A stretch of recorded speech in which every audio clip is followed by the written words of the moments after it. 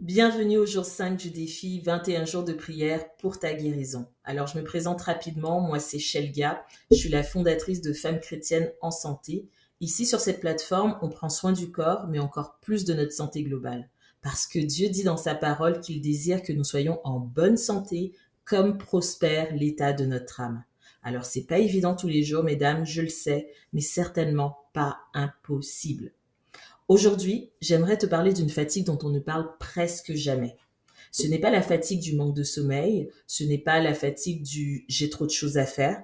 Je te parle de cette fatigue qui se cache derrière ton beau sourire, qui se cache derrière tes épaules raides et douloureuses parfois, ou même qui existe quand tout semble aller bien. Tu l'as deviné, je parle de la fatigue émotionnelle. Et si tu es là aujourd'hui, c'est que tu veux entendre ce que Dieu dit de cette fatigue. Alors je t'invite à t'installer confortablement, prépare ton cahier de notes, je vais t'expliquer tout ça.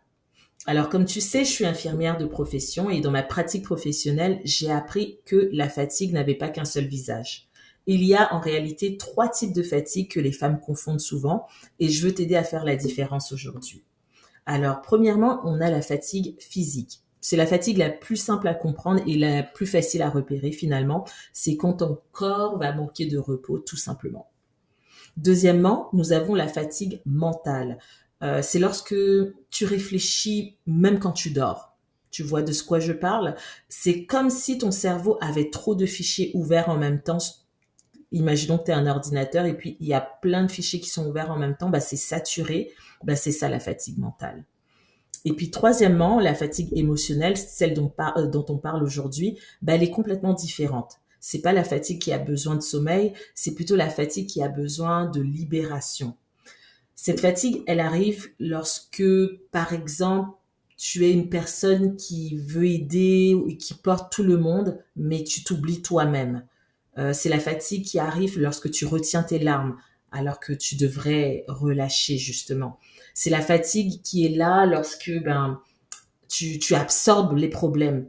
Il y a des difficultés, tu les gardes à l'intérieur de toi, tu ne les partages pas. C'est la fameuse fatigue lorsque tu dis ça va, mais en fait ça ne va pas. Que tu continues à faire les choses parce que tout simplement t'as pas le choix de les faire. C'est ça cette fatigue émotionnelle dont je te parle. Puis un jour, ton corps va te dire assez, c'est assez. C'est pas parce qu'il est faible, c'est parce que ton corps refuse de continuer à faire semblant un jour de plus. Voilà, c'est quoi la fatigue émotionnelle.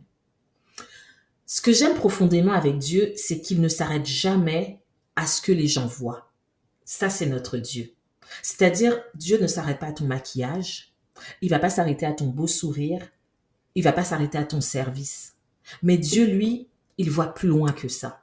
Bien qu'il voit ton maquillage, ton beau sourire, ton service, il voit plus loin que ça. Il voit ton cœur qui est épuisé. Il va voir tes pensées qui n'arrêtent pas de tourner en boucle la nuit lorsque tu es allongé. Il va voir également tes émotions que tu ne partages pas, que tu n'exprimes pas, que tu gardes à l'intérieur de toi. C'est ça que le Seigneur fait. Et dans Ésaïe 40, verset 31, il est dit, ceux qui se confient en l'Éternel renouvellent leur force. Ce renouvellement ici, ce n'est pas seulement spirituel. Il touche également ta force émotionnelle, il va toucher ta force mentale et il va toucher ta force physique. Dieu ne dit pas tiens bon dans ce verset, il dit plutôt dépose. Donne-moi tout ce qui est trop lourd pour toi, je m'en occupe. Voilà ce qu'il dit. Tu sais ce que j'ai découvert lorsque je faisais mes recherches en neurosciences? Une chose très importante, c'est que le corps ne supporte pas les expressions qui ne sortent pas. Les expressions qui ne sont pas exprimées, le corps ne supporte pas ça. Il va au contraire les absorber, il va les archiver, les garder en mémoire, et il va te les ramener à la surface juste au moment où tu voudras avancer. Qu'est-ce que ça va faire? Ça va donner des symptômes en fait. Ça va faire en sorte que parfois tu peux avoir une respiration qui est rapide ou qui est coupée. Tu peux avoir un cœur qui palpite. Donc, tu vas sentir à l'intérieur de toi ton cœur qui bat dans ta poitrine. Il y a certaines personnes qui vont avoir le ventre serré. Il y en a d'autres qui vont dire je ressens comme un point, une pression dans la poitrine. Il y en a d'autres qui vont dire aujourd'hui ça va moins bien. C'est comme si leur énergie était instable. Il y en a d'autres, ben, c'est la tension artérielle qui va monter sans raison. Alors tout ça, ce ne sont pas des caprices du corps, c'est tout simplement que ton âme, à l'intérieur de toi, essaye de parler, mais il n'a pas les mots pour pouvoir le faire. Et Jésus va dire dans la parole, dans Matthieu 11, verset 28, « Venez à moi, vous tous qui êtes fatigués et chargés. » C'est exactement de ça qu'il parle. Il parle de cette fatigue qui ne se voit pas, mais qui à l'intérieur va te consumer et va te dévorer. Alors tu me diras, Shelga, comment Dieu restaure une fatigue que personne ne voit? Alors, s'il y a bien une chose que j'ai compris, c'est que Dieu ne restaure jamais avec violence ni brutalité. Ça, c'est pas notre Dieu. Dieu va plutôt faire les choses avec douceur. Il ne te demande pas d'essayer par tes propres moyens. Il va plutôt t'inviter à te laisser porter. La restauration émotionnelle va arriver quand tu décides d'arrêter de faire toute seule. Quand tu décides de dire la vérité à Dieu. Ça, c'est une chose qu'on ne sait pas faire. On pense qu'on va cacher des choses à Dieu. Non, Dieu veut que tu viennes à lui, que tu lui dises la vérité, que tu laisses tomber le masque, que tu t'autorises à demander de l'aide, que tu ouvres ton cœur sans avoir peur qu'on vienne te juger. Et quand tu fais tout ça, tu sais quoi? Quand tu te permets de faire tout ça, ben Dieu remet le repos dans ton corps. Il va mettre l'oxygène en toi et il va faire en sorte que le calme puisse s'opérer dans ton environnement.